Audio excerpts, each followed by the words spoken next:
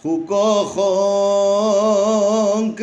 পৰি অস্বভক্তক সাংখ্য যোগে তৰাইলন্ত হৰি হেনয় কৃষ্ণৰ পদে মূৰ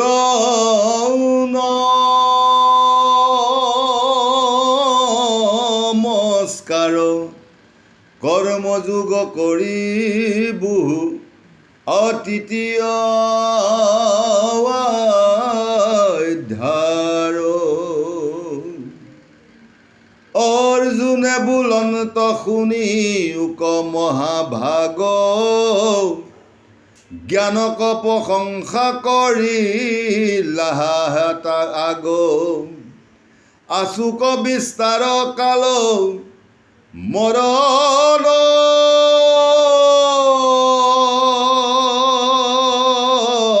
সময় ব্ৰহ্মক স্মৰিয়া মৰি ব্ৰহ্মপদ পাই ঐৰামিদানিক কৰ্ম কৰি বাক পাৰে পুন ৰাম ৰাম তোমাৰ বাক্যক বুজিবাক পাৰে কোন যুদ্ধ হিংসাত্মক কৰ্ম ঘোৰ অনিবাৰ তাত কেন মুক পৰ্বতোৱা বাৰম্বাৰ বোলা সতীয়ৰ কৰ্ম যুদ্ধে সে প্ৰধান অকৰ্ম নকৰিলে বোলা নুপজয় জ্ঞান তোমাৰ বাক্যত থাকি ভ্ৰমে মোৰ মন অজ্ঞান কৰ্ম কোন শ্ৰেষ্ঠ কহা জনাৰ্দন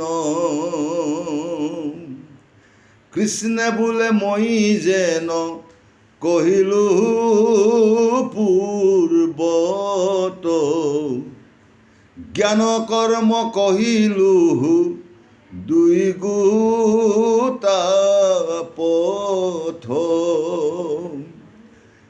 ৰামে তাহাৰ নিৰ্ণয় কহোঁ শুনাত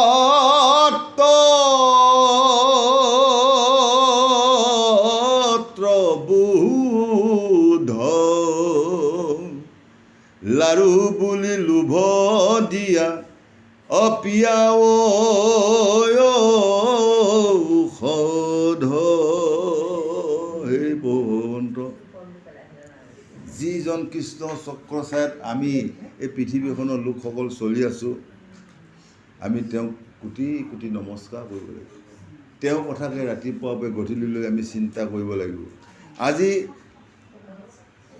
এই শাস্ত্ৰভাগৰ মাজে অৰ্জুনক কৃষ্ণই বুজাই আছে যে হে অৰ্জুন তুমি ক্ষত্ৰিয় কুলত জন্ম হৈ তুমি এতিয়া যুদ্ধ কৰিব লাগিব যুদ্ধই হ'ল ক্ষত্ৰিয় পৰম ধৰ্ম আৰু যদি তুমি যুদ্ধ নকৰা তেতিয়াহ'লে তোমাৰ গোটেই কৌৰৱবোৰ ধ্বংস হৈ যাব গতিকে তুমি অস্ত্ৰ ধৰি তুমি আগে কৌৰৱৰ লগত যুদ্ধ কৰিব লাগিব তেতিয়া মানে অৰ্জুনে কৈ আছে তুমি এইবিলাক যে যুদ্ধ হিংসাত্মক কৰ্মবিলাক তুমি মোক বাৰে বাৰে কিয় কৈ আছা কবি যে যুদ্ধ কৰিলে মানুহ মৰিব হয় তেওঁ মৰিব নহ'লে মই মৰিম এজনটো মৰিবই লাগিব গতিকে এইবিলাক কৰ্ম তুমি মোক কৰিবলৈ আদেশ নকৰিবা অৰ্জুনে কৈ আছে কিন্তু কৃষ্ণই কৈ আছে যদি তোমাক লাৰু বুলি যদি তোমাক বিষ খুৱায় সেইজনক তুমি নামাৰিবা নেকি লাৰু বুলি লোভ দিয়া পিয়াই ঔষধ তোমাক যদি এটা মিঠৈ লাৰু বনাই পেলাই তাতে যদি বিষ কিছুমান খুৱাই দিয়ে বিষটো তুমি যেতিয়া খাই দিবা সেই বিষটোৱে যে এই এজন মহাভকত মই নামাৰোঁ বুলি ক'ব নেকি বিষে বিষৰ কামে কৰিব অমিতে অমিতে কামে কৰিব গতিকে তুমি ইমানখিনি তুমি জানি বুজিও তুমি যুদ্ধ নকৰোঁ বুলি যে কৈছা আৰু তুমি যদি যুদ্ধ নকৰা তেতিয়া পাণ্ডৱ কৌৰৱসকলে সেই তোমালোককে বধ কৰিব গতিকে তুমি ক্ষত্ৰিয় বংশ হৈ যুদ্ধ কৰ্মত আগবাঢ়া বুলি কৃষ্ণই অৰ্জুনক কৈ আছিল ৰামে বিনা ক্ষত্ৰ বুদ্ধি মন সুস্থ নোহে যাৰ মনৰ চঞ্চলে জ্ঞানে নাহি অধিকাৰ কতগুলো কৰ্ম কৰি হুয় উদাস হয় আগে কৰ্ম নকৰিলে নিশিজে নাশ গতিকে কৰ্ম হ'ল শ্ৰেষ্ঠ আপুনি কৰ্ম কৰক কৰ্ম নকৰিলে কোনো কৰ্ম নিশিজিব গতিকে আগে কৰ্ম কৰক তেতিয়া সন্ন্যাস ধৰ্ম গ্ৰহণ কৰিব পাৰিব যেনে আজি এই কৰ্মভাগ কৰিবলৈ আমাৰ যিজন দেউৰীয়ে কৈছে তেওঁ শিকি বুজি লৈছে নকৰাকৈ এজন নতুন মানুহে আহি ভাগ কৰিব পাৰিবনে কৃষ্ণ যিজনৰ অভিজ্ঞতা আছে যিজনে ৰাইজে এজনক দায়িত্ব দি থৈছে তেওঁ সেই শিক্ষাটো গুৰুৰ ওচৰত গৈ লৈছে লৈ পেলাই তেওঁ কৰ্মটো কৰিছে হয়নে আৰু যদি এই কৰ্মভাগ যদি তেওঁ কোনো অভ্যাসেই নাই এতিয়া অভ্যাস নোহোৱা এজনক যদি কওঁ প্ৰভু আজি আপুনি আগভাগ কওক তেওঁ ক'ব সেই মই নোৱাৰিম তেওঁ সেইটো দায়িত্বত নায়েই এই যে পাঠ এখনৰ কথাও যদি কোনোবা এজন পাঠ পঢ়িব নাজানা এদিনো নপঢ়া মানুহ এটাক যদি পাঠ এখন পঢ়িবলৈ দিয়ে তেওঁ কেতিয়াও নাহিব এখনত তেওঁ নিয়মে সংযমে চব কথা জানিলেহে আগুৱাই আহিব হয়নে গতিকে ঠিক তেনেকৈ আমাক কৈছে ই এটা হ'ল মহাকৰ্ম যেনে আজি আমি ৰাতিপুৱাৰ পৰা গধূলিলৈ যিবিলাক কৰ্ম ঘৰত কৰি আছোঁ সেইবিলাক হ'ল আপোনাৰ ইন্দ্ৰিয় কৰ্ম যে সেইবিলাক কৰ্মৰ দ্বাৰা যি উপাৰ্জন হয় আমি ল'ৰা ছোৱালী পুত্ৰ পৰিবাৰ মানে ভৰণ পোষণৰ কৰ্ম আৰু আজি যিটো কৰ্ম কৰিলোঁ এইটো আমাৰ ঈশ্বৰ কৃষ্ণ ভক্ত তৰণৰ কৰ্ম এই কৰ্মভাগ হ'ল একদম বৰ শ্ৰেষ্ঠ গতিকে এই কৰ্মভাগ কৰিলে জীৱ তৰণৰ উপায় হয় গতিকে আমি এনেকুৱা কৰ্মত আহিবলৈ যদি আমি হেলা কৰোঁ আমি যদি সদায় মায়া বন্ধনতে থাকিব বিচাৰোঁ যদি আমি ভগৱন্তৰ সাধু সংগত লগ নলওঁ তেতিয়াহ'লে আমি মানৱ জন্ম লোৱা কোনো সামফল নহ'ব বুলি আজি আমাক বঢ়িয়াকৈ বুজাই আছে ৰামে যাৰ পূৰ্ণ কৰ্ম কৰি শুদ্ধ ভৈল মন তোকে সে কহিলো জ্ঞান জানিবা অৰ্জুন কৰ্ম কৰি যাব তনু হৈ শুদ্ধ চিত বনাশ্ৰম কৰ্ম কৰি বেকত যেনেকৈ আপোনাৰ এই গৃহখন হ'ল বনাশ্ৰম এই গৃহখনত এই গৃহাশ্ৰমত থাকি সকলো কৰ্ম কৰিব পাৰে আপুনি কৰ্ম কৰিবলৈ বুলি পাহাৰ পৰ্বতত গৈ ভগৱানক বিচাৰি যাবলৈ দৰকাৰ নাই আপুনি গৃহখনতে থাকি সুন্দৰভাৱে যিমান সময় পায় 1 মিনিট পায় আধা ঘণ্টা পায় আপুনি কৃষ্ণক চিন্তন কৰক কৃষ্ণক চিন্তন কৰি যিকোনো কৰ্মত আপুনি ওলাই যাওক ভগৱন্তই আপোনাক কৃপা কৰিব আৰু যদি মই ৰাতিপুৱা উঠাৰ পৰা যদি সন্ধিয়ালৈ যদি এবাৰো মোৰ কৃষ্ণ চিন্তন নহয় ভকত সেৱা নহয় তেতিয়াহ'লে কোনোটো কাৰ্যতে মোৰ ফলৱতী নহ'ব বুলি আজি কৃষ্ণ অৰ্জুনক বুজাই আছে ৰামে পাৰ্থে বোলে হেন যদি হয় ভগৱান তেবে প্ৰথমতে কেন মতে কহিলা জ্ঞান কৃষ্ণে বোলে যি কাৰণ কহু হেতু তাৰ তোমাৰ ৰসু কৰ দেখো নাহি পাৰ তোমাৰ যে এই যুদ্ধ কথা কওঁতে যে তোমাৰ একেবাৰে শোকে যে আগুৰি ধৰি আছে চকু পানী তলবলীয়া হৈ আছে সেইকাৰণে আগে কৈছোঁ যে জ্ঞান আগে শ্ৰেষ্ঠ জ্ঞান হ'লে মানুহ বুজি পায় আজি যিকোনো কৰ্ম এটা কৰিবলৈ হ'লে জ্ঞান লাগিব আজি হাল বোৱা ট্ৰেক্টৰ চলোৱা ট্ৰেক্টৰখনে লৈ যদি হাল বাব যাওঁতে যদি তাৰ যদি জ্ঞান নহয় সি 4 সীমা আলি সভা ভাঙি গুদাগুদি কৰি থৈ আহিব দিয়াৰ লগে লগে গণ্ডগোল আহি গ'ল হয়নে যদি ভাল জ্ঞানী হয় শিক্ষা থকা ল'ৰা হয় ট্ৰেক্টৰখন চলাই সি 4 সীমা হাল মাৰিব আৰু সীমা এটা নাভাগিব তেতিয়াহ'লে আপুনি বাচি আহিলে যদি আপুনি 4 সীমাটো ভাঙি আহে 4 সীমা 4জন মানুহে আহি আপোনাক ধৰি ল'ব আহিব তই হাল বালি এনেকুৱা গোটেই সীমা হ'ব ভাগি থৈ দিয়ে গতিকে খেতি কৰা হওক ব্যৱসায় বাণিজ্য কৰা হওক ঈশ্বৰ কৰ্ম কৰা হওক সকলোতে কি লাগিব জ্ঞান লাগিব নহয় জ্ঞানৰ বিনে কোনো কাম কৰিব নোৱাৰিব আপুনি মূৰ্খ এটাক দিয়ক যা বজাৰৰ পৰা এয়া একেবাৰে পঞ্জিকা 2 কিলো লৈ আহক সি পঞ্জিকা বিচাৰি নাপায় সি আকৌ পইচাটোকে ঘূৰাই দিব আহে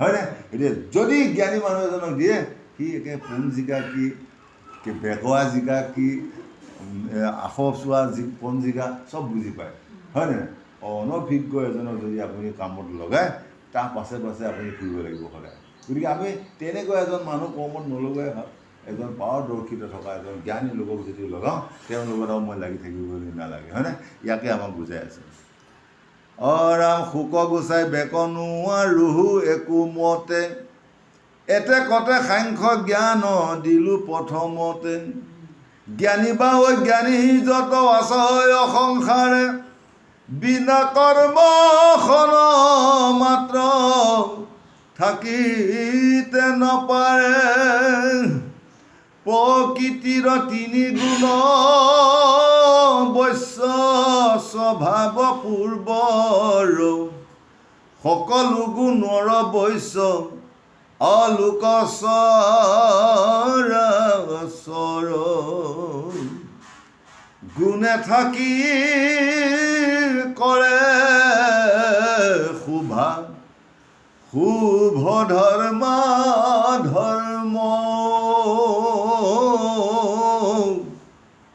পূৰ্বৰ সংস্কাৰে যদি আপুনি কৰে কৰ্ম এই যাৰ সিটো জনমৰ পুণ্য ফল আছে সেইমতে আহি আজি ভাগে ভাগে কৰ্ম কৰি আছে। আজি যে মই পাঠখন পঢ়িব জানিছোঁ, শিকিছোঁ, বুজিছোঁ, এইটো মোৰ সিটো জনমৰ পুণ্য ফল। সিটো জনমত এই ভাগ কৰি অহাৰ কাৰণে আজি গোটেই অসমখনতে মাতি থাকে ভকত আপুনি আহক আহক আহক হয়। কিন্তু বহু পাঠক আছে, বহুত মেধি আছে, সকলোকে নেমাতে। গতিকে যাৰ যিটো পুণ্য ফল আছে সেই ফলৰ দ্বাৰাহে এতিয়া তাৰ কৰ্মটো হৈ আছে হয়। এইবাৰ যদি মনুষ্য জন্ম পায়, এইবাৰ যদি ভাল ভাল কৰ্ম কৰি সাধু মহন্তই ভাল পোৱা কাম কৰি থৈ যাব পাৰোঁ, আহা জন্মত আকৌ মই মহান সাধু এজনৰ ঘৰত জন্ম লৈ এইবাৰ আধৰুৱা হৈ যোৱা কৰ্মখিনি শিৱচৰলৈ সিটো জন্ম মই পূৰ্ণ কৰিব পাৰিম। গতিকে আমি সেইভাৱে কৰ্মটো কৰিলেহে আমাৰ মানৱ জন্ম ওলোৱা সাফল হ'ব। আৰু এইবাৰ মানৱ জন্ম পালোঁ আৰু জধাই পধাই খাই জীৱনটো নাশ পোৱাই চিন্তা কৰোঁ, তেতিয়াহ'লে আহিলোঁ, খালোঁ, বলোঁ, ভোগ কৰিলোঁ, গুচি গ'লোঁ, তাত কোনো লাভ প্ৰাণ নহ'ব বুলি আমাক বুজাই আছে। অৰামে স্বৰূপে অজ্ঞানী বোলে মই জ্ঞানশীল কৰ্মেন্দ্ৰিয় নিৰোধিয়া কৰ্ম কৰিল কিন্তু পুনৰ মন বিষয়ত আছে যাৰ যতে কচিন্তন ধ্যান অকপট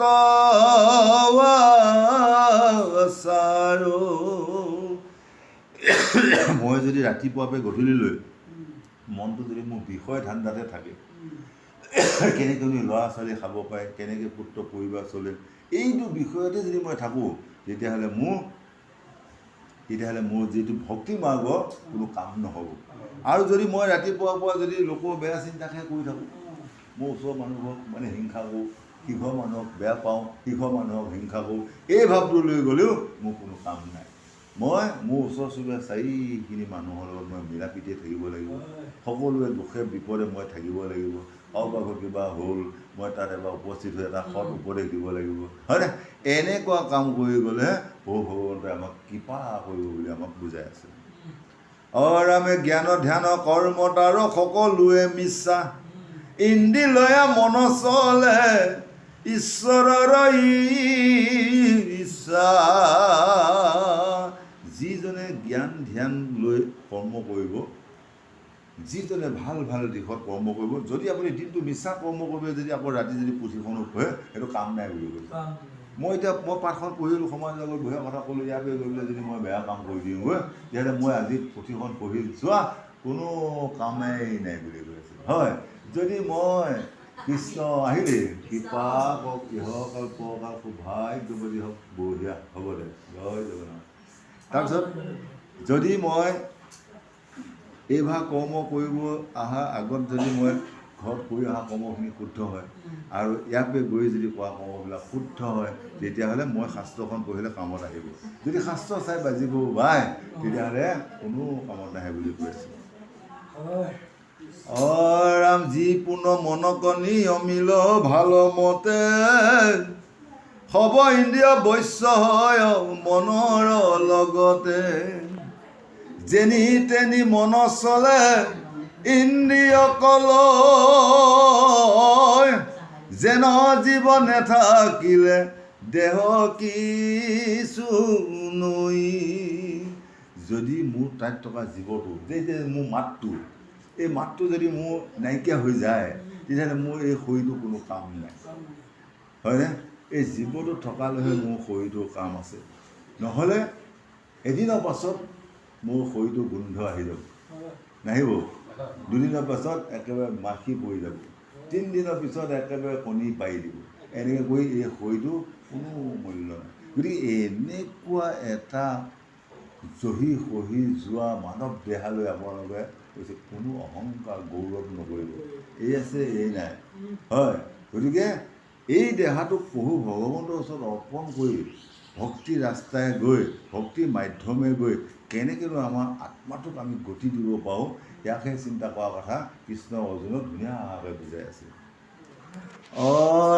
অৰাম ঈশ্বৰক অৰ্পি কৰ্ম কৰে ফল ত্যাগী, সেহি মুক্ত যোগীয়ে পুৰুষ মুখ্য ভাগী। জ্ঞানক ভক্তিক কৰ্মে সাধে নিৰন্তৰ, সেই কাৰণে বোলে কৰ্ম শ্ৰেষ্ঠতৰ। গতিকে আজি কৰ্মভাগ কৰোঁতে ঈশ্বৰক অৰ্পণ কৰা হৈছে। ঈশ্বৰক অৰ্পণ কৰোঁতে প্ৰভু ভগৱন্তই য'তেই নাথাকক তাৰ পৰা চাই আছে, তথাস্তু কৰি আছে, হয়। মোৰ বাচ্চাহঁতে মোৰ নাম লৈ আছে, এই ভকতৰ ঘৰত আহি মেধিজনীও মোৰ নাম লৈ আছে, পাঠকসকলেও নাম লৈ আছে, ভকতসকলেও তেওঁলোকক একান্ত মনে শুনি আছে। যদি মই এই পাঠভাগ কৰোঁতে ইয়াৰ যিটো মানে ফল, যিটো আকাংক্ষা, যিটো আশা, এইটো ত্যাগ কৰি ল'ব লাগিব। এই আকাংক্ষাটো ত্যাগ কৰি আপুনি কৰ্মভাগ কৰিলেহে প্ৰভু ভগৱন্তই আপোনাক ভাল ৰাস্তা এটা দিব। যেনে আপোনাৰ 3টা ৰাস্তা, এটা হ'ল স্বৰ্গ যোৱা, এটা হ'ল বৈকুণ্ঠক যোৱা, এটা হ'ল নৰকক যোৱা, হয়। স্বৰ্গ, নৰক, বৈকুণ্ঠ। এতিয়া আপুনি ভাল কাম কৰিলে স্বৰ্গত যাব পাৰিব, তাতোকৈ বেছি ভাল কাম কৰিলে বৈকুণ্ঠত যাব পাৰিব, আৰু বেয়া কাম কৰিলে নৰকৰ ৰাস্তাত যাব পাৰিব। যেনে আপোনাৰ 3টা ৰাস্তা, এতিয়া আপুনি নৰকৰ কাম কৰিলে নৰক যাদুৱাক, বেয়া কাম কৰিলে আপোনাৰ ৰাস্তাটো পাব নৰকলৈ যোৱা। সেই ৰাস্তাটো কেনেকুৱা হয়, সেই ৰাস্তাটো আপুনি চাওক, আপোনাৰ আগৰ ভিতৰুৱা ৰাস্তাবিলাকত যে আপোনাৰ চাইকেল চলাব নোৱাৰে যে, বোকা লাগি যে লেপেটি ধৰি, সেইটো হ'ল নৰকৰ যোৱা ৰাস্তা। সেই যাওঁতে ইয়াৰ পৰা যদি ভুৱা গাঁৱলৈ যাওঁতে ভাল ৰাস্তা হ'লে আপোনাৰ 1 ঘণ্টা লাগে, যদি আপুনি নৰক যাদুৱাৰ ৰাস্তা হয় আপোনাৰ 5 ঘণ্টাটো নাপাবগৈ, চাইকেল চলাবই নোৱাৰিব নহয়, সেইটো হ'ল নৰকৰ ৰাস্তা। অঁ, আৰু আপুনি যদি স্বৰ্গৰ ৰাস্তা বিচাৰে তেতিয়াহ'লে মৰিগাঁৱৰ পৰা জাগিৰোডলৈ যোৱাটো হ'ল আপোনাৰ স্বৰ্গৰ ৰাস্তা, বঢ়িয়া, হয়নে? ইয়াক হয়তো আপুনি মৰিগাঁৱৰ পৰা জাগিৰোড পাওঁতে আধা ঘণ্টা এইটো সময়। আৰু যদি বৈকুণ্ঠ যাব লগা হয় সেইটো আৰু বঢ়িয়া, যেনে বাইপাছ, যেনে আপুনি জাগিৰোডৰ পৰা গুৱাহাটী যাওক, এই একেবাৰে 2-4টা ৰাস্তা একেবাৰে ইচ্ছামতে, হয়নে? সেইটো হ'ল বৈকুণ্ঠ যোৱা পথ। গতিকে ভক্তি কৰিলে, ভক্তি ৰাজ্যত উত্তীৰ্ণ হ'লে বৈকুণ্ঠ তেনেকুৱা ধুনীয়া পিলপিলীয়া ৰাস্তাত যাব পাৰে, হয়। আৰু স্বৰ্গ ভোগ কৰা কাম কৰিলে এই আমাৰ নিচিনা হাই ৰোড, মৰিগাঁৱতো একে জাগিৰোড তেনেকুৱা ৰাস্তাত যাই ঈশ্বৰক লগ কৰিব পাৰে, শান্তিত থাকিব পাৰে। আৰু যদি একেবাৰে বেয়া কাম কৰা যায়, নৰকলৈ যোৱা কাম কৰিব পাৰে, তেতিয়াহ'লে একেবাৰে মানে বস্তাত ভৰোৱা, এই যেনেকৈ এইখিনি তলত মাটি পেলাওঁতে যি আছিলে বোকা, সেইটো তেনেকুৱা তাৰমানে যায় নাপায়হে, সিহঁতৰ ঘৰ নাপায়গৈ, গাড়ীও নাযায়, স্কুটাৰো নাযায়, তেনেকুৱা। সেইটো হ'ল নৰকৰ ৰাস্তা, পিছলৈ পৰিবই। ঠিক তেনেকুৱা আমাক 3টা ৰাস্তা আমাক মিলাই দিছে। গতিকে আমি কোনটো ৰাস্তাত গ'লে আমি ভালকৈ যাব পাৰিম? এতিয়া মোৰ এজন বেমাৰ হৈ আছে, JMCত আছে, আপুনি কোনটো ৰাস্তাই যাব? মায়াঙৰ হৈ যাবনে, গড়মাৰি হৈ যাবনে, জাগিৰোড হৈ গৈ যাব? এতিয়া আপুনি জানিব লাগিব যে জাগিৰোড হৈ গ'লে মজা, বাইপাছ একেবাৰে ফনফনাই, হয়। এইফালে যাওঁগৈ 1 ঘণ্টাত আপুনি JMC পাবগৈ, এইফালে ঘূৰি গ'লে আপোনাৰ 5 ঘণ্টাটো হ'লে নাপাব পাৰে। গতিকে আমাৰ ভাল ৰাস্তাটোহে প্ৰয়োজন, হয়। গতিকে ভকতি ৰাজ্যবোৰ বুজাই আছে যে আপোনালোকে ভাল কাম কৰক, ভাল দিশে যাওক, সোনকালে মোক পোৱা ব্যৱস্থাটো কৰক বুলি কৈ আছে।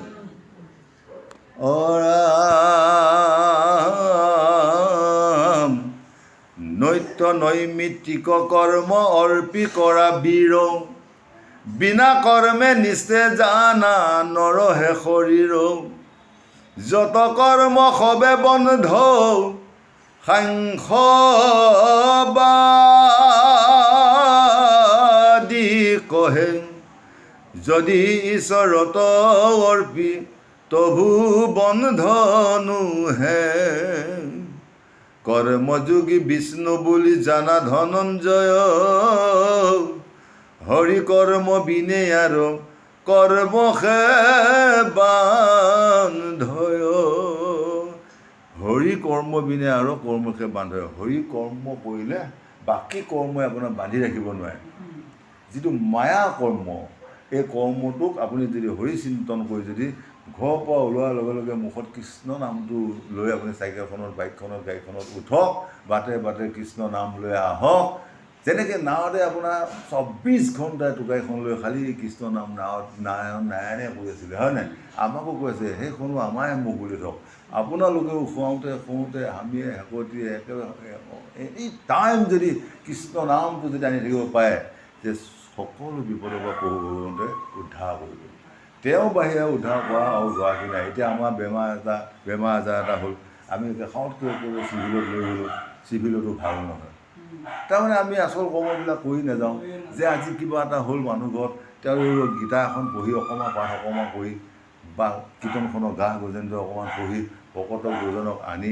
অলপমান সেৱা শান্তি কৰাই আপুনি চিকিৎসা কৰক মাতে নাই ভাল হ'ব লাগিব হয়নে যদি আপুনি ঈশ্বৰক নামানিবলৈ যদি খালি চিকিৎসাটোকে চিন্তা কৰি আছে সেইটো কাম নহ'ব গতিকে আমাৰ বহুত প্ৰমাণ আছে কিছুমান গৃহত চাব একেবাৰে বেমাৰ ব্যাধিয়ে লেনেই নিচিগা আৰু কিছুমান গৃহত চাব বেমাৰ কাহ এটাও নাই হাঁচি এটাও নাই ৰাতিপুৱা গধূলিলৈ একে শান্তিময় ইয়াতে দুটা ভাগ গতিকে সেইসকল যে এনেকৈ ইমান আৰামত নিৰাময় হৈ থাকে আৰু এখন ঘৰত কিয় এনেকুৱা অসুবিধা গতিকে এইটো হ'ল এই কলি আছে নহয় কলিয়ে লগ লৈ থাকে তাৰমানে কলি কেনেকৈ লগ লয় হৰি নাম হৰি কীৰ্তন য'তে নহয় ত'তে কলি হয় যদি যিখন ঘৰত হৰি নাম হৰি কীৰ্তন শাস্ত্ৰ ভাগৱত ভকতৰ আগমন যিখন গৃহত হৈ থাকে সেইখন গৃহত কলি কেতিয়াও আহিব নোৱাৰে আৰু যিখন গৃহত একেবাৰে বছৰ বছৰ ধৰি হৰি নাম হৰি কীৰ্তন নহয় সাধু গুৰু বৈষ্ণৱো নাহে একোৱেই ঈশ্বৰ চৰ্চন নহয় সেইসকলৰ ঘৰত কলিয়ে আহি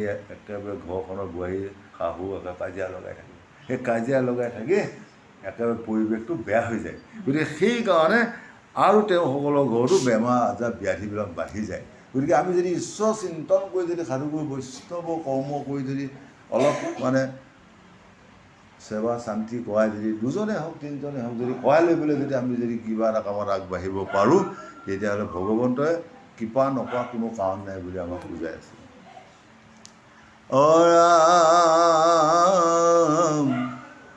জ্ঞানৰ ভক্তিৰ দুইৰো কহিলো ভেদ তোমাৰ প্ৰশ্নৰ সখী দিলো পৰিছে আৰু ব্ৰহ্মা বচন বুলিলা যেন মতে যজ্ঞৰ সহিতে প্ৰজা সজিলা পূৰ্বতে অৰাম তপ জপ যজ্ঞ কৰি দেৱ পূজে নৰ তুষ্ট হৈয়া দেৱতায়ো দিয়ে ইষ্ট বৰ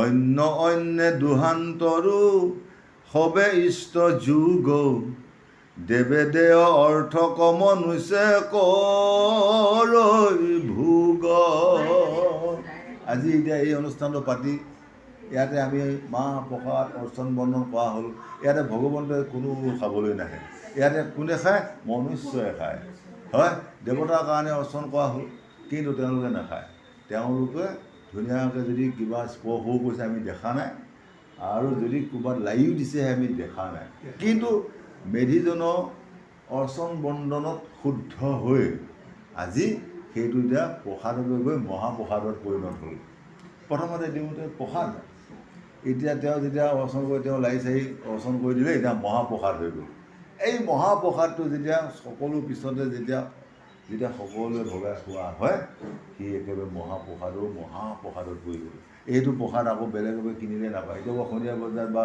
বাট বজাৰ যাওঁ একেবাৰে বুট মাছ চানা বনাই আছে তাৰ টেষ্টটো বেলেগ পাব আৰু ইয়াৰ টেষ্টটো বেলেগ আছে হয় এইটো ঈশ্বৰৰ ওচৰত অৰ্পণ কৰা হ'ল গতিকে সকলো বস্তু আমি ভাতকেইটা খাওঁতে যদি ঈশ্বৰৰ ওচৰত অৰ্পণ কৰি খোৱা যায় চাহটো বা খাওঁতেও যদি ঈশ্বৰৰ ওচৰত অৰ্পণ কৰি খোৱা যায় সকলো বস্তু খাওঁতে যদি ঈশ্বৰৰ ওচৰত অৰ্পণ কৰি লোৱা যায় সেই প্ৰসাদ মহাফল হিচাপে সোমাই থাকিব আপোনাৰ দেহত কোনো বিকৃষ্ট বেমাৰ আজাৰ ব্যাধি নহ'ব বুলি আমাক কৈ আছে হয়নে কৃষ্ণ অৰাম সেহি ভোগ মনুষ্য দেৱক নিদি খায় অধমনা ৰকিতাত পৰে আন নাই আৰু পঞ্চ যজ্ঞ নিতে যিজনে নকৰে পঞ্চশুনা পাত কত সেইজনে পৰে। যদি পঞ্চযজ্ঞ দিনে ঘৰখনত কৰা নাযায় তেতিয়াহ'লে পঞ্চশুনা পাপত পৰে। পঞ্চশুনা পাপ হ'লে কলি থাকে তাত। পঞ্চশুনা পাপ কি কৈছে? বাঁহনি চাওক, এই বাঁহনিডালে ৰাতিপুৱাই খাই খাই যায়, এটা চুকতে যাবতো দম লগাই থৈ গ'লে সেইখিনিতে কলি থাকে, হয়। তাৰপিছতে আপোনাৰ আমাৰ অসমীয়া মানুহৰ ঢেঁকীশালখন, সেইটো আপোনাৰ পঞ্চশুনা পাপত পৰি আছে। আকৌ মছলা পিছা পাতা, সেইখনো পঞ্চশুনা পাপত পৰি আছে। ভাত সিজোৱা চৌকা পঞ্চশুনা পাপত পৰি আছে। পানী অনা টিংটো বা কলহটো পঞ্চশুনা পাপত পৰি আছে। যদি পঞ্চযজ্ঞ যদি দ্বিতীয় কৰিব পৰা যায় তেতিয়াহ'লে সেই পঞ্চশুনা পাপৰ পৰা নিষ্ঠা পাব পাৰে। আৰু যদি পঞ্চশুনা যজ্ঞ যদি কোনোদিনাখনে ৰাতিপুৱাবে ঘূৰিলৈ একোৱে নহয় তেতিয়াহ'লে পঞ্চশুনা পাপে সকলো ঘৰতে থাকি সেই কলিয়ে আহি আহি সেই সকলো ঘৰত কাজিয়া বাজিয়া কৰি থাকে, বুজিছে? সেইকাৰণে এই পঞ্চশুনা পাপটোৰ কাৰণে আমি পঞ্চযজ্ঞ মানে ঘৰত কৰিব লাগে। পঞ্চযজ্ঞ আমি যদি সদায় নোৱাৰোঁ, মাহটোত এবাৰ কওঁ। যেনে আজি এইটো আপোনাৰ তেওঁ যজ্ঞ কৰিলে, এইটো কি যজ্ঞ হ'ল? এইটো হ'ল দেৱযজ্ঞ হ'ল, হয়। এতিয়া এইটো কাম কৰিলোঁ, এতিয়া মই পুথিখন পঢ়ি আছোঁ, এইটো কি হ'ল? নাম যজ্ঞ হ'ল। আৰু তেওঁলোকৰ যে এতিয়া আজি ছমাহী হিচাপে কৰিছে, এইটো কি হ'ল? ভূত যজ্ঞ হ'ল। ভূত মানে এইসকল আমি ভূত, এইটো যজ্ঞ হ'ল, আমি খালোঁ, পিছত ভগে খালোঁ, এইটো ভূত মনুষ্য যজ্ঞ, হয়। মনুষ্য যজ্ঞ তিনিটা যজ্ঞ হ'ল। ইয়াৰ পাছত ভাগি লৈ ভকতক কিবা এটা খুৱাব নহয়, জলপানেই হওক প্ৰসাদেই হওক, সেইটো হ'ল আপোনাৰ অন্ন যজ্ঞ হ'ল। চাৰিটা হ'ল। আৰু লাষ্ট টাইম কি হ'ব? অতিথি বিদায় যজ্ঞ। এই হ'ল পঞ্চটা যজ্ঞ। এই পঞ্চটা যজ্ঞ যদি গৃহখনত যদি আপোনাৰ মাহেকত এবাৰকৈ হয় তেতিয়াহ'লে আপোনাৰ এই পঞ্চশুনা পাপে সেই গৃহস্থক একো কৰিব নোৱাৰে। আৰু যদি এইটো বছৰ বছৰ ধৰি যদি এই পঞ্চযজ্ঞ যদি গৃহখনত নহয় তেতিয়াহ'লে সেই কলিয়ে আহি তাত মানে একেবাৰে থাপিত হৈ তেওঁলোকৰ গৃহখনত কণ্ডল লগাই কাৰোবাক মাৰিয়ে পেলাব পাৰে। তেওঁ এনেকুৱা প্ৰবল, তেওঁ কাৰোবাক মাৰিয়ে পেলাব। আৰু নামাৰিলেও একে ঘৰখনত কাজিয়া লগাই লগাই উন্নতি দিশটো নাই, অধুৰ গতিহে আছে, অশান্তি। গতিকে সেইকাৰণে আমাৰ এই যজ্ঞকেইটা আমি মাজে সময়ে কৰাটো উচিত। মনুষ্যৰ পাপ পুণ্য অল্পতে হুৱৈ, পঞ্চশুনা জাক বোলে শুনা ধনঞ্জয়।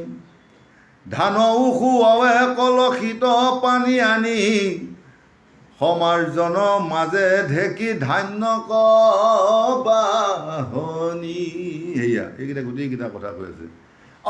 চৰিয়া পতাত বান্তি পিচি কৰে চূৰ্ণা, গৃহস্থৰ নিত্য পাপ এহি পঞ্চশুনা।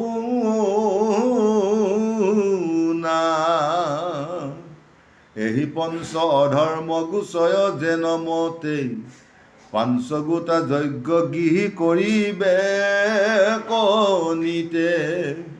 শুনা পঞ্চ যজ্ঞ যেন কৰিবে কনিতে, পাঠ হোম বলি বিশ্ব অচিৰথিতে।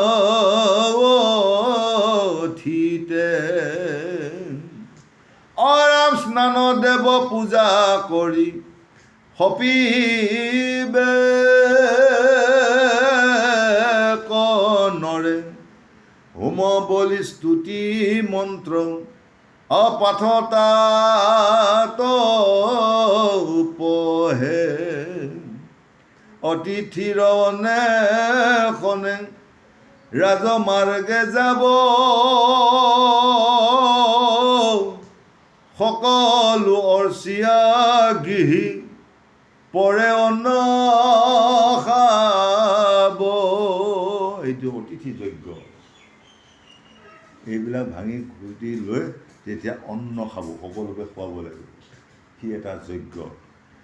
ৰামে দেৱকনি দিয়া দেহ অৰ্থে বান্ধে অন্ন, পাপ মাত্ৰ ভোজ নকৰয়ে নোহে অন্ন। যজ্ঞ কৰি যিটোজনে অৱশেষে খায়, তাহাৰ যতেক পাপ সবে দূৰ যাই।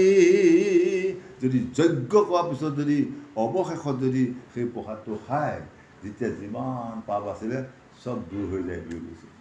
সেইকাৰণে ৰান্ধনীগৰাকীও যেতিয়া ঘৰত প্ৰসাদটো দি দিব, তাত আপোনাৰ গুৰু মন্ত্ৰ আছে, সেই মন্ত্ৰই আপুনি শুদ্ধ কৰি লওক, নিয়ম নীতি কৰি লৈ গ্ৰহণ কৰক, তেতিয়া আপোনাৰ সেইটো এটা হ'ল ভূত যজ্ঞ হৈ গ'ল।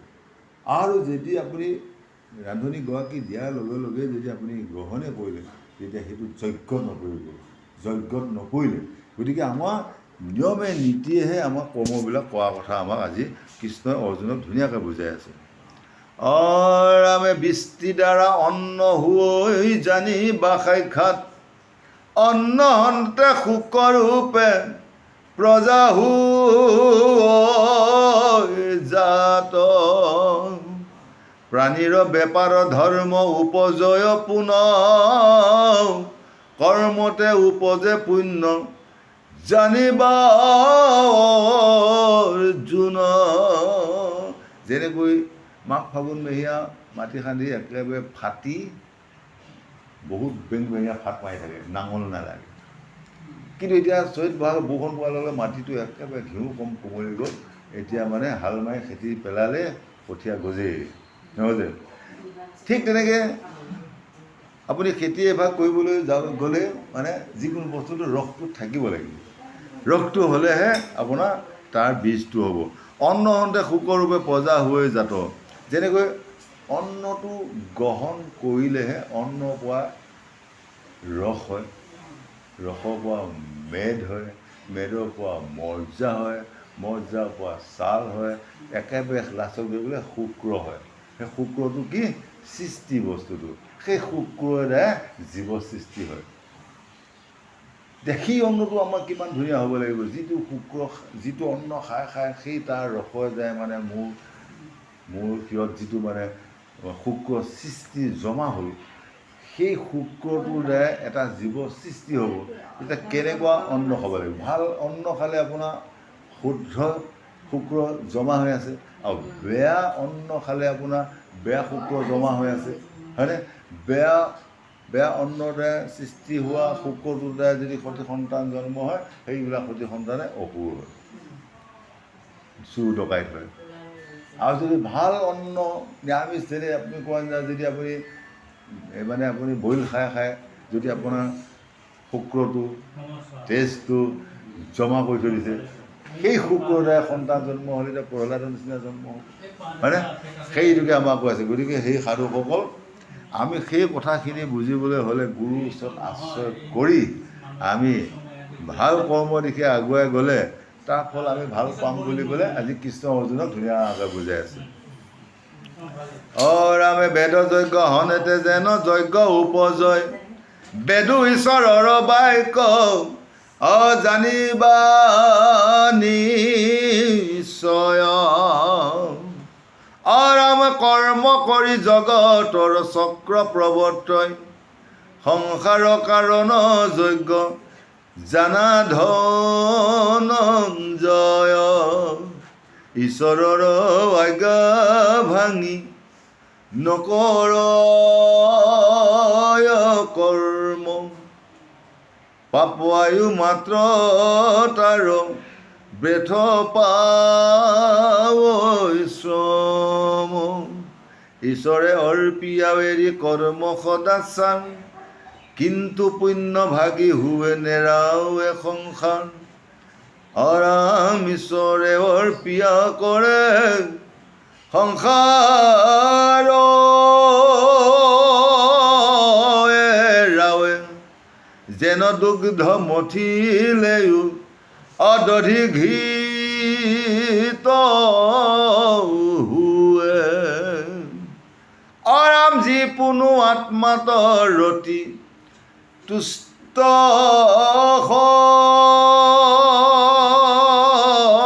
সৰ্বদাই, তাহাৰ জানিবা কিঞ্চিত একো ধৰ্ম নাই। ইয়াতে কৈ আছে ঈশ্বৰৰ আজ্ঞা ভাঙি নকৰ কৰ্ম, পাপ আয়ু মাত্ৰতা ব্যৰ্থ পাৱে শ্ৰম। যদি মই ঈশ্বৰে বেয়া পোৱা কামবিলাক কৰি থাকোঁ, ভকতে বেয়া পোৱা কামবিলাক কৰি থাকোঁ, তেতিয়াহ'লে মই যিমান শাস্ত্ৰ নপঢ়োঁ তাত কোনো কাম নাই, ফল নাই বুলি কৈছে। গতিকে সকলো কৰ্ম ঈশ্বৰৰ ওচৰত অৰ্পণ কৰি যদি মই কামবিলাক কৰি যাব পাৰোঁ, তেতিয়াহ'লে ভগৱন্ত তাত সন্তুষ্ট আছে। যেনে গাখীৰ, খালি বগা বগা গাখীৰটোহে, তাৰপৰা কিমান বস্তু ওলাই মন কৰকচোন। গাখীৰ গৰম কৰিলে বঢ়িয়াকৈ একেবাৰে মাখন অলপ ওলাল। সেই মাখন সোপা গোট খুৱাই খুৱাই খুৱাই তাত আকৌ কি হয়, ক্ৰীম বনাব পাৰে, ক্ষীৰ বনাব পাৰে, ঘিউ বনাব পাৰে, কত বস্তু বনাব পাৰে। গতিকে তাৰপৰা যিটো উৎকৃষ্ট বস্তু ওলাই গৈ, সেই উৎকৃষ্ট বস্তুটো কোনে খায়? সেইবিলাক ভকতে খায়। ভকতে সেইবিলাকে খাই খাই জীয়াই থাকিব পাৰে, হয়নে? গতিকে তেনেকুৱা এই গীতাখনো মঠি মঠি মঠি মঠি ইয়াৰ অৰ্থবিলাক মঠি মঠি যদি তেতিয়া একদম ক্ৰীমতকৈ ওপৰ কোৱা নিচিনা যদি আমি ইয়াৰ পৰা যদি অৰ্থটো ল'ব পাৰোঁ, তেতিয়াহ'লে মনুষ্য জন্ম লোৱা সামফল আহিল আৰু যদি আমি তাকে নকওঁ, এয়া পঢ়িলোঁ আৰু শুনিলোঁ আৰু ঘৰত আছে চব এৰি দিলোঁ আৰু, তেতিয়াহ'লে মনুষ্য জন্ম লোৱা কাম নাই। এইবাৰ নিচিনা আহি থাক মানুহ, গৈ থাক মানুহ, খাই থাক মানুহ, গৈয়ে থাক আৰু, তাৰমানে অহা যোৱা কৰি থকা বাহিৰে আৰু কাম নাই। সেইটোৱে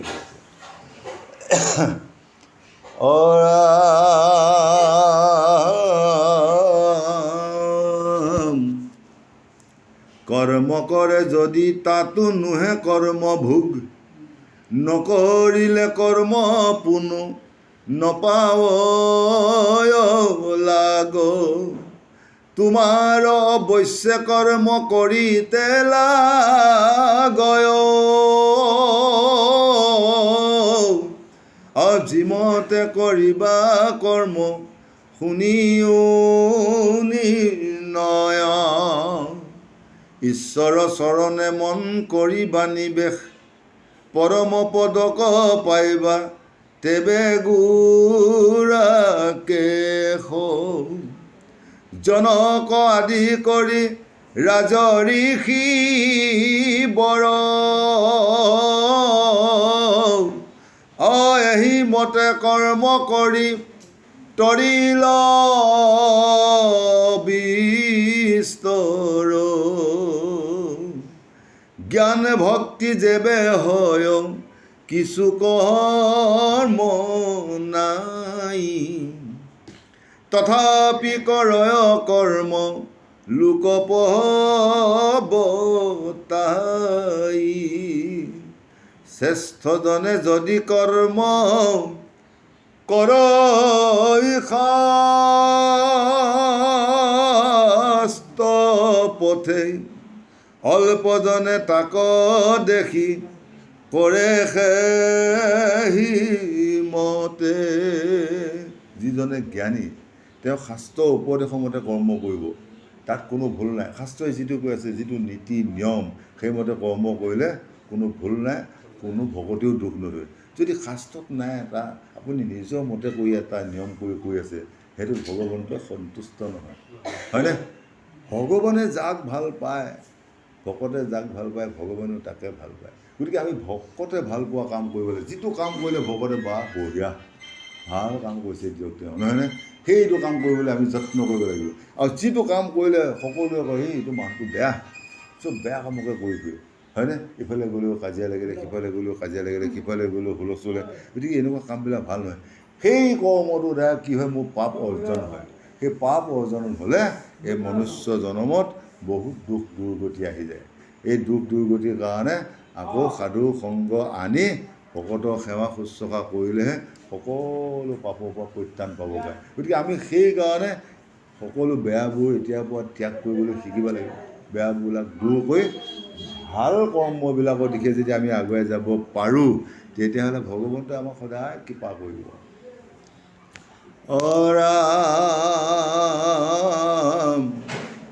ভাল হওক মন্দ হওক শ্ৰেষ্ঠ জীৱা কৰে, ইতৰেও শ্ৰেষ্ঠৰে প্ৰমাণ মনে ধৰে। তৈলোকত মুহূৰক তব্য আছে কোন, আৰাম তভু লোক পৱতাই কৰ্ম কৰো পুন জগত ঈশ্বৰময়ী আৰু লক্ষ্মীপতি ইহাৰ অধিক কিবা হৈবে সম্প্ৰতি যদিহে নকৰি কৰ্ম এৰো স্বৰূপত অকৰ্ম এৰি লোকে ধৰি বেকমূৰ মত কৰ্মলুপ্তে নষ্ট কৰ্মী পাপী হৈবে নৰ অৰামে মই নাশ কৰ্তা ভৈলো অসকলো কৰ গতিকে বহু ভগৱানে সকলোকে চাই আছে কোনে কিমান বেয়া দিশে গৈ আছে কোনে কিমান ভাল কাম কৰি আছে বেয়া কৰাবিলাকক তেওঁ শংখ চক্ৰ গদা পদ্ম ধৰি তেওঁ চক্ৰই কাটি আছে ভাল কৰাবিলাকক তেওঁ একেবাৰে গাহৰ মুখৰ পৰা গৰ্জেন্তক উদ্ধাৰ কৰা দৰে হুলগুচি ফুল কৰি আনন্দৰে মহাপ্ৰসাদ খোৱা ব্যৱস্থাটো কৰি দি আছে গতিকে দুটা ৰাস্তা গতিকে আমি বেয়াবোৰ দৌৰি দৌৰি ত্যাগ কৰি দিব লাগে ভালবোৰ একে দৌৰে দৌৰে আনি যাতে ভালবোৰৰ দ্বাৰা যাতে ঘৰখনত শান্তি হয় সমাজখন যাতে শান্তি হয় গাঁওখন যাতে শান্তি হয় গোটেই অঞ্চলটো যাতে শান্তি হয় তেনেকুৱা কাম কৰিব লাগে এতিয়া ইমান গাঁৱে গাঁৱে টাউনে চহৰে ভাগৱত পঢ়ি আছে কিহৰ কাৰণে সেইবিলাক শান্তিৰ কাৰণে বিশ্ব মংগলৰ কাৰণে পৃথিৱীখন মংগলৰ কাৰণে আজি কৃষ্ণ মন্দিৰত পাঠ হয় শিৱ মন্দিৰত পাঠ হয় ৰাস মন্দিৰত পাঠ হয় আপোনাৰ একে দৌল মন্দিৰত পাঠ হয় একেটা দিনতে দেওবাৰে কিমানখন পাঠ হ'ল আগতে এখনেই পাঠ আছিলে কিন্তু এতিয়া কেইবাটা দিশতো কেইবাখনো পাঠ হৈ আছে কিহৰ কাৰণে এই মৰিগাঁওখন বা এই অসমখন বা জিলাখন মংগলময় হওক জীৱবিলাক শান্তি হওক ঘৰবিলাকত শান্তি হওক গোটেই দেশখন যাতে শান্তি হওক সৰুবিলাকে যাতে ডাঙৰবিলাকক শ্ৰদ্ধা কৰিব শিকে ল'ৰা ছোৱালীয়ে যাতে পিতৃ মাতৃক শ্ৰদ্ধা সেৱা কৰিবলৈ শিকে ইয়াৰ কাৰণেই ভাগৱত জ্ঞান ল'বৰ কাৰণে ভাগৱত অন্য কাৰণেতো ভাগৱত নহয় গতিকে সেইবিলাক শুনি যদি জ্ঞান লৈ যদি প্ৰত্যেকখন গৃহ যদি এটি শিশু সন্তান যদি ভাল জ্ঞান লৈ যদি দেশৰ ভিতৰত যদি DC এটা চাকৰি কৰিব পাৰে ভাল চাকৰি এটা কৰিব পাৰে ভাল জ্ঞান লৈ যদি পিতৃ মাতৃক যদি সুখ সংসাৰ চলাব পাৰে এইবিলাকৰ কাৰণেই জ্ঞান ল'ব লাগে হয় নহয় সেইবিলাক জ্ঞানৰ কাৰণে আজি চুবুৱে চুবুৱে মহাভাগৱত হৈ আছে এই ভাগৱতৰ দ্বাৰা যাতে সকলো ভাল হয় বুলি আজি কৃষ্ণ অৰ্জুনক ধুনীয়াকৈ উপদেশ দি আছে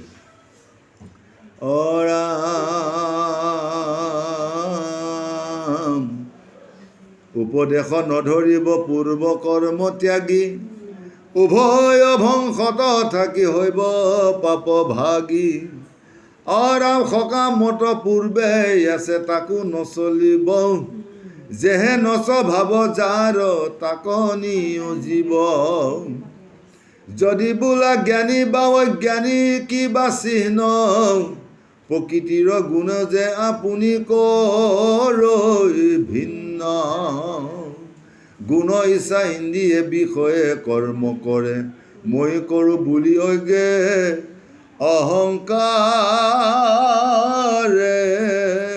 মৰে যে যিটো কাম কৰিলে মই কৰিলোঁ দিয়ক সেইটো অহংকাৰ কিবা এটা কাম কৰিলে যদি মই কওঁ যে বহু ভগৱন্ত কিবা এটা আমি অধমে কৰিলোঁ সেইটোত আপোনাৰ বঢ়িয়া যদি আপুনি থিতাতে যদি এই গাড়ীখন কাৰ বহে মোৰে দিয়ক এই মাটি বাৰীখিনি কাৰ বোলে একেবাৰে মোৰে হয় তেতিয়া মানে সেইটো অহংকাৰ হৈ গ'ল যদি আপুনি সকলো আপুনি ঈশ্বৰক অৰ্পণ কৰি দিব পাৰে সেইকাৰণে এজন ব্ৰাহ্মণে মানে একে পৰীক্ষা এটা কৰিবলৈ গ'ল যাই বোলে এনেকৈ বহি এতিয়া কৈছে বহু এই বাৰীখন কাৰ কৈছে কাৰনো বুলি দিয়ক ভগৱন্তই দিয়া আমাৰ বঢ়িয়া এইটো মজবুত ফিচাৰিছোঁ নকা গোসাঁই বোলে হয় দিয়ক মাছে পাছে ভৰি আছে এইটো কাৰ আকৌ গোসাঁই কাৰ বুলি ক'ব ভগৱন্তৰ বস্তু আমাৰ বঢ়িয়া চব বঢ়িয়াই তাৰপিছতে মাইকী মানুহগৰাকীয়ে পানী এটোপা লৈ আহিল নহয় তেতিয়া মাইকী মানুহ খুলিলে এইগৰাকী আহে কাৰ বুলিম দিয়ক ময়ে দিয়ক তেতিয়া মই বুলি কোৱাৰ লগে লগে তাৰমানে কথাটো শেষ হৈ গ'ল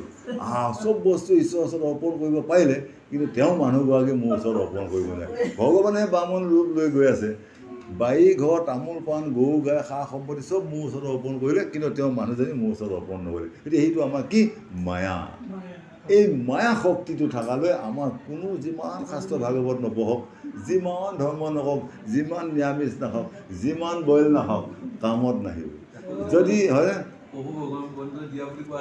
বাচি গ'লে যদি বোলে এই প্ৰভু ভগৱন্তৰ বস্তু আমাৰহে এই তেতিয়া প্ৰভু ভগৱন্তই তেওঁ চতুৰ্বৰ্গ সাধন হ'ল চব সাধন হৈ গৈ তেওঁ যদি এতিয়া 1 কোটি টকা আছে আৰু 5 কোটি টকা অহাৰ ৰাস্তা এটা দিয়ে থৈ গ'ল কিন্তু তেওঁ যিটো অহংকাৰ তেতিয়া তেওঁ তথাপি সেইখিনি নিয়া কাটি কুটি নিয়াহে ধান্দা কৰি আহিছে এই ইয়াক দিবলৈ নোৱাৰোঁ আৰু এই মানে মস্ত অহংকাৰী চব ময়ে বুলি কয় হয় গতিকে মোৰ বোলা বস্তু একো নাই এই পৃথিৱীত ভগৱন্তই দিয়াই পিতৃ ঔষধে কেইটামান অংগ হ'ল মাতৃ ঔষধে কেইটামান অংগ হ'ল হয়নে কিন্তু প্ৰভু ভগৱন্তৰ যিটো অংগ প্ৰভু ভগৱন্তে টোপোলা বান্ধি চব লৈ যাব এই পিতৃ মাতৃ যিকেইটা অংশ আছিলে সেইডাল পৰি থাকিব বুজিছে সেইডালৰ কোনো কাম নাই কোনোবাই নিয়ে শ্মশানত পুৰি দিব কোনোবাই সুবিধা নহ'লে নদীত উটাই দিব কোনোবা চৈতন্য মহাগৰ মানুহে একেবাৰে সমাধিস্থ কৰি মাটি পুতি থৈ দিব ভাগে ভাগে কৰিব এনেকুৱা এটা শৰীৰ লৈ যদি আমি গৌৰৱ অহংকাৰ কৰোঁ তেতিয়াহ'লে কামত আহিবনে নাই কোনো কাম নাই এইবাৰ যি মনুষ্য জন্ম পালোঁ আমি আৰু অহাৰ বাবে নাপাওঁ